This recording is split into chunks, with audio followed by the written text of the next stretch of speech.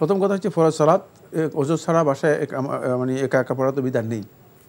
আর ফরজ সালাত যদি আপনি বাসায় পড়েন তাহলে আপনি একামত দেওয়াটা আপনার জন্য সুন্নাহ অথবা না দিলেও কোনো অসুবিধা নেই। হ্যাঁ, জোরে জোরে পড়তে পারবেন, আওয়াজ করে একামত দিয়ে পড়তে কোনো বাধা নেই, সুন্নাহ পরিপন্থী কাজ নয়। ওনাদের এলাকায় লক্ষ্য করছেন রমজানে তারাবি সালাতের আগে কিছু ভাই জায়নামাজ রেখে জায়গা দখল করে চলে যান, আবার পরে আসেন। এই বিষয়টি কি ঠিক আছে? না, মোটেও ঠিক নেই। যদি তিনি আগে জায়গা দখল করে যান মসজিদে তাহলে তার সালাত হবে না।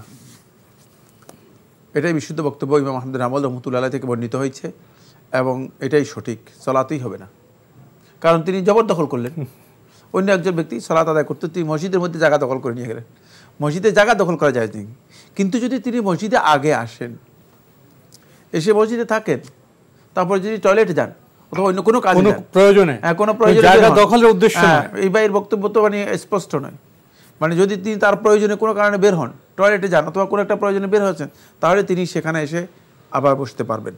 কিন্তু দখলের উদ্দেশ্যে রেখে চলে গেলেন বাইরে, না, সেটা ঠিক হবে না। না, এটা জায়েজ নেই, এতে সালাতই হবে না এবং এটা বিশুদ্ধ বক্তব্য। প্রশ্ন নিচ্ছি। আসসালামু আলাইকুম, পরিচয় দিয়ে প্রশ্ন করুন। ওয়ালাইকুম আসসালাম। জি, আমি উত্তরা থেকে বলছি, আমার নাম মাসুম। জি বলুন।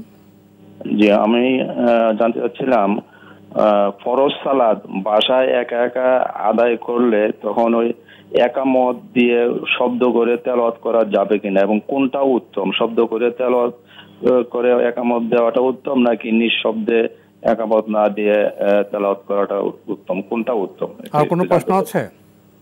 জি না, আর কোনো প্রশ্ন। ধন্যবাদ আপনাকে। প্রশ্নটা পেয়েছেন? প্রশ্নটা কি বলছিলেন? ফরজ সালাত আপনি বলছেন ফরজ সালাত যদি বাসায় একা একা পড়ে তাহলে একামত কি শব্দ করে দিবে না নীরবে দিবে? প্রথম কথা হচ্ছে ফরজ সালাত ওযু ছাড়া বাসায় মানে একা একা পড়া তো বিধান নেই। আর ফরজ সালাত যদি আপনি বাসায় পড়েন তাহলে আপনি একামত দেওয়াটা আপনার জন্য সুন্নাহ অথবা না দিলেও কোনো অসুবিধা নেই। হ্যাঁ, জোরে জোরে পড়তে পারবেন, আওয়াজ করে একামত দিয়ে পড়তে কোনো বাধা নেই, সুন্নাহ পরিপন্থী কাজ নয়। একামতটা আপনি মানে যে একাকী পড়লে একামত দেওয়াটা সুন্নাহ নয়, তবে একামত দিলে দিতে পারবেন। একামত দিলে একামতের যে সওয়াব রয়েছে সেটা পাবেন। বাকি যে সমস্ত সালাতে তেলাওয়াত জোরে হয়ে থাকে, সরবে তেলাওয়াত হয়ে থাকে, সেখানে আপনি সরবে তেলাওয়াত করতে পারবেন।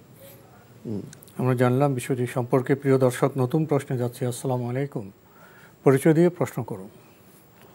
আমি আমার আব্দুল আলিম বলছি, উত্তরা থেকে। জি বলুন। 3 বছর যাবৎ আমি রোজা রাখতে পারতেছি না। আমার আর কি একটু শারীরিক সমস্যা, জন্ডিস জাতীয়।